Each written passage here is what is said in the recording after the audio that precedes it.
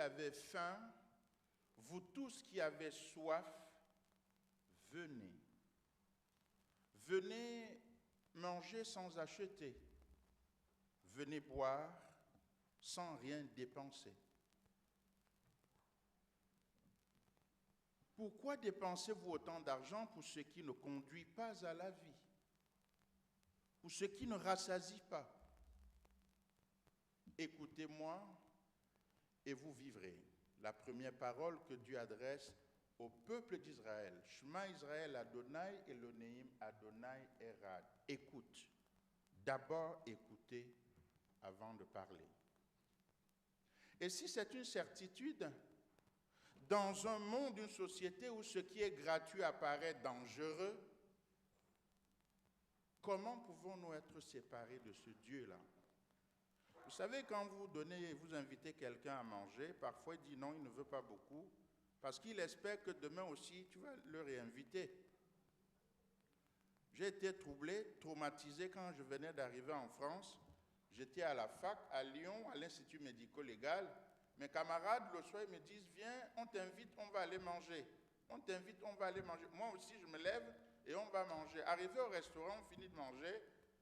Je vois chacun qui se lève, qui va commencer à payer. Moi, je n'avais rien sur moi, d'ailleurs. Et donc, j'avance aussi. On dit, mais c'est à ton tour. Je dis, tout de quoi? On dit, mais il faut payer. Je dis, payer quoi? C'est vous qui m'avez invité. Moi, je ne vous ai pas dit que je voulais aller quelque part. Et j'ai compris à ce moment la notion de culture. Parce qu'ailleurs, quand on t'invite, tu n'apportes rien. Tout est gratuit. Ça m'a embêté. Et quand on m'invite maintenant, j'ai mes cartouches à côté.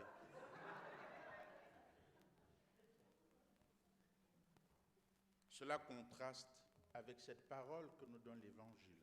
Vous tous qui avez faim, vous tous qui avez soif, venez. Sans argent, rien. Venez manger, venez boire, sans rien acheter. C'est ce Dieu-là qui nous rassemble ce matin, et pour rien, je ne pourrais l'abandonner.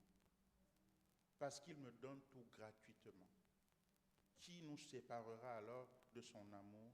Rien. Et vraiment rien. Jésus leur dit, ils n'ont pas besoin de s'en aller, donnez-leur vous-même à manger. Le récit de la multiplication des pains est rapporté dans les 4 évangiles de façon semblable. Le maître, on le constate, cherche à s'isoler.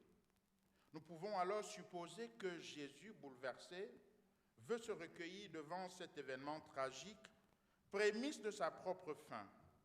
Sa notoriété est grande et les foules se pressent à sa suite, avides d'écouter son enseignement, de le voir opérer des guérisons.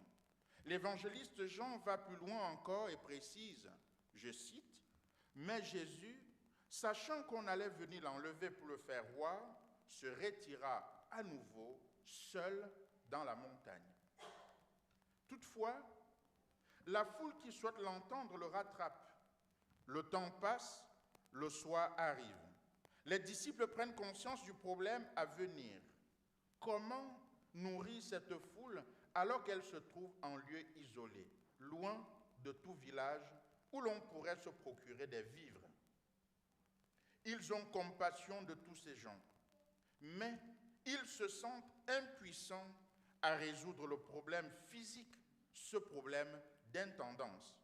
Ils font part au maître de leur inquiétude et celui-ci a cette réponse surprenante, déstabilisante. Donnez-leur vous-même à manger. Imaginons, nous sommes à peu près plus de 100 ce matin, qui est plein de personnes là. Imaginons un peu la scène. La faim, les gens ont faim, et le président du conseil dit, donnez-leur vous-même à manger. Chacun va commencer à dire, est-ce que tu connais mes fins de mois? Est-ce que tu sais combien je gagne? Est-ce que tu connais ce que j'ai comme difficulté? Est-ce que tu sais que bientôt je serai en procédure d'expulsion de mon appartement? Est-ce que tu sais les charges qui sont les miennes? Chacun commence à regarder par rapport à sa bourse. Et chacun va pouvoir se défiler, peut-être moi le premier. Donnez-leur vous-même à manger. 5000 hommes, plus les femmes et les enfants. À l'époque, on ne comptait pas les femmes et les enfants. Cela veut dire qu'il y en avait plus de 5000. Sur un linge, devant eux, ils vont pouvoir s'asseoir, sur lequel on pose 5 pains et 2 poissons. C'est dérisoire, disproportionné. Pourtant, Jésus vient de dire, donnez-leur vous-même à manger. Est-ce à dire que les disciples vont eux-mêmes opérer un miracle? Rien de tel ne s'est déjà produit avant. Alors, Jésus va reprendre le premier rôle. Il organise, il installe les convives, il prononce la parole de bénédiction. Les disciples distribuent à la foule les morceaux de pain. Chacun reçoit assez pour être rassasié. Le stock semble inépuisable. À la fin, il reste 12 paniers pleins de nourriture, précieuse réserve pour quelques affamés rencontrés sur la route. Venez, vous tous qui avez faim et soif, venez manger sans argent. Venez. Pourquoi dépenser autant d'argent pour ceux qui ne rassasient pas? Dans cet extrait, nous remarquons que la distribution ne concerne que les pains. Mais que sont devenus les poissons? Dans les autres évangiles, pains et poissons sont distribués de la même façon. Les restes sont recueillis dans 12 paniers. 12, chiffre symbolique. Les 12 tribus d'Israël, les 12 apôtres et encore plus. Les évangélistes Matthieu et Marc relatent d'autres multiplications des pains et il y a toujours surabondance. Dans l'évangile selon Jean, Jésus est le premier à aborder la question de nourriture, disant à Philippe, « Où achèterons-nous des pains pour qu'ils aient de quoi manger ?»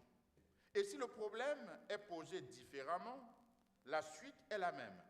La foule, rassasiée, peut repartir en toute sécurité, illuminée par ce miracle qui est un signe.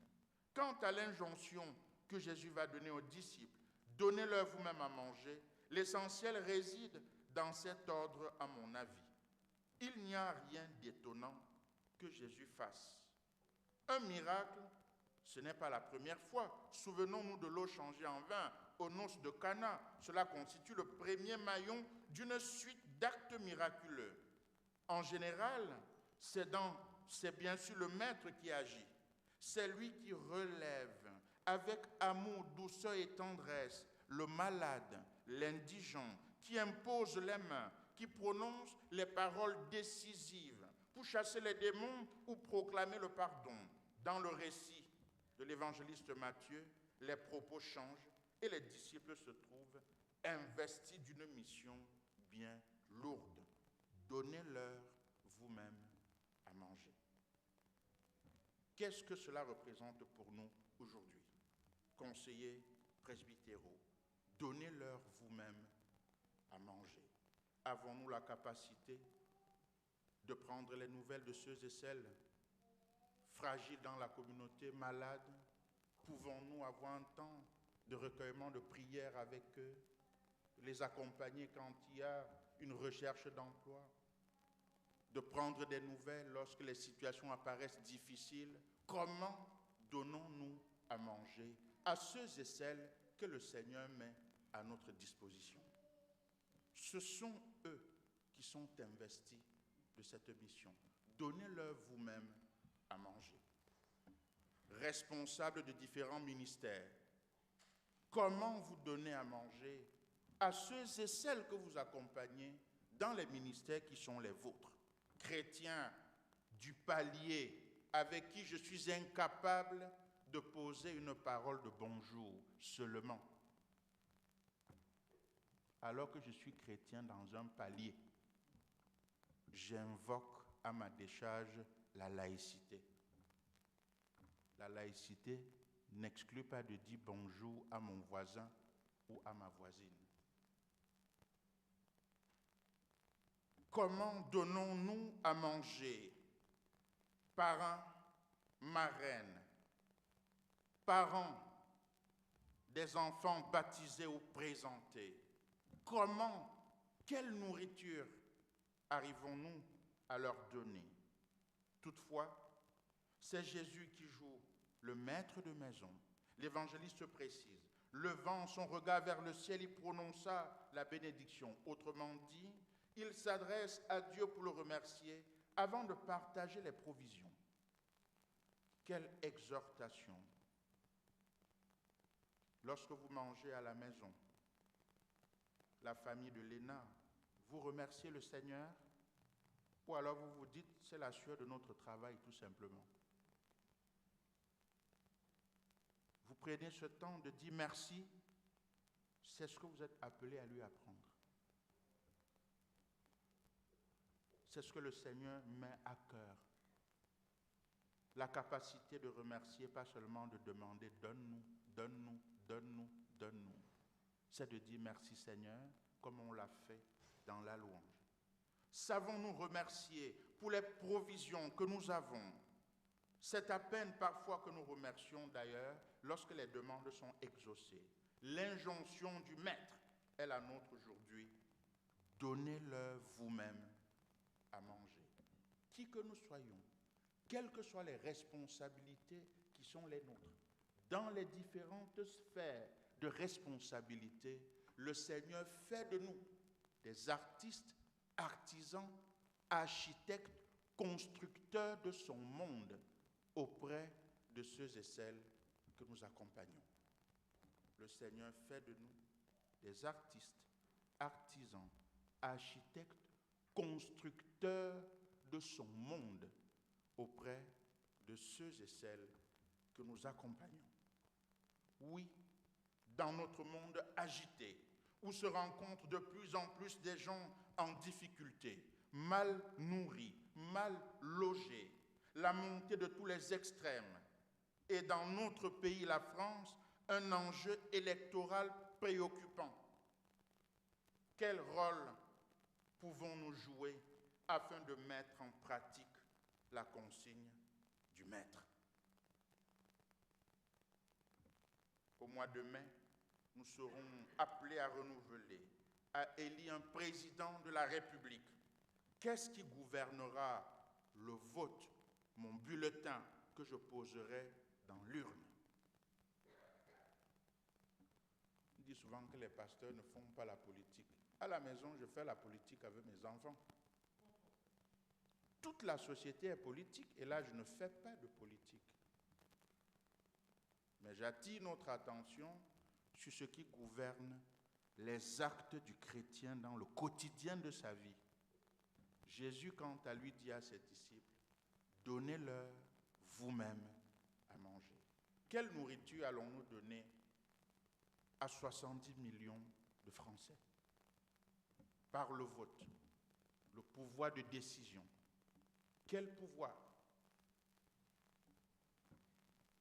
Oui, les mal logés. Nous sommes sollicités par des associations multiples, multiformes, comme l'Entraide protestante, l'aide aux personnes âgées isolées, le Vert Logis, le CPCV, bien d'autres dont l'actualité en fait état tous les jours, de ceux et celles fragiles, en difficulté. Pouvons-nous accueillir ces demandes de façon généreuse, dans la mesure de nos moyens? Quelquefois, nous serions tentés de rester entre nous, partageant comme un club med les mêmes envies de rester groupés autour de Jésus pour profiter de son enseignement, se laissant porter par sa chaleureuse présence. Or, il se trouve noyé dans une foule immense, exigeante, à qui le Maître dit « Donnez-leur vous-même à manger ».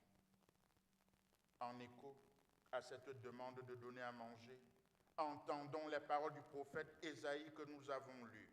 « Vous tous qui avez soif, venez. Venez boire de l'eau, même celui qui n'a pas d'argent. Venez acheter et manger. Achetez du vin et du lait sans argent, sans rien payer. Pourquoi dépensez-vous de l'argent pour ce qui ne nourrit pas? Pourquoi travaillez-vous pour ce qui ne rassasie pas? Je vois dans ces textes les deux faces d'une même pièce. D'un côté, l'invitation du prophète, venez manger, et en vis-à-vis, la multiplication des pains. Et de l'autre côté, le pain de la parole, au-delà, le corps du Christ. Ceci est mon corps qui est donné pour vous, comme nous l'entendrons tout à l'heure, pendant la célébration de la scène. Nourris de la parole, sachons la partager. C'est la base de l'évangélisation. Dans une église, dans une région, à l'échelon national. Recevoir la parole, pas la garder pour soi, mais bien la partager. Les missionnaires qui ont autrefois sillonné les contrées lointaines ont dû supporter, ont dû apporter la bonne nouvelle en même temps que l'instruction, les soins médicaux et l'éducation. Je suis arrivé en France, j'ai été étonné, on a donné tous les hôpitaux, les écoles à l'État, parce qu'on voulait être très clair avec l'État. En Afrique, ils nous ont apporté les écoles, les hôpitaux et l'évangélisation. Peut-être pour des bonnes raisons. Mais pour moi, nous avons un peu démissionné.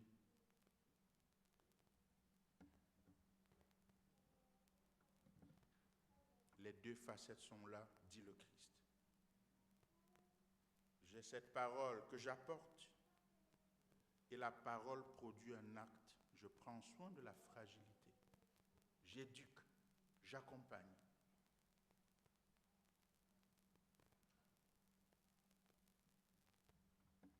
Mes sœurs et frères, malheureusement, les nouvelles formes de vie se sont accompagnées aujourd'hui de nouveautés plus pernicieuses qui ne doivent pas arrêter nos élans. Nous aimerions voir nos temples remplis de foules attentives et joyeuses, avoir les bonnes volontés qui viennent épauler les équipes de service en place pour porter les ministères et les activités dans l'Église. Prions pour que chacun se sente d'abord concerné et réponde à l'exhortation du Maître, donnez-leur vous-même à manger. C'est ce qui nous est recommandé ce matin. Parents, marraines de l'ENA présentés, chrétiens, croyants. Pour cela, repartons avec cette belle promesse de l'apôtre Paul. En effet, j'ai l'assurance que ni la mort, ni la vie, ni les anges, ni les dominations, ni le présent, ni l'avenir, ni même les puissances, ni la hauteur, ni la profondeur, ni aucune autre créature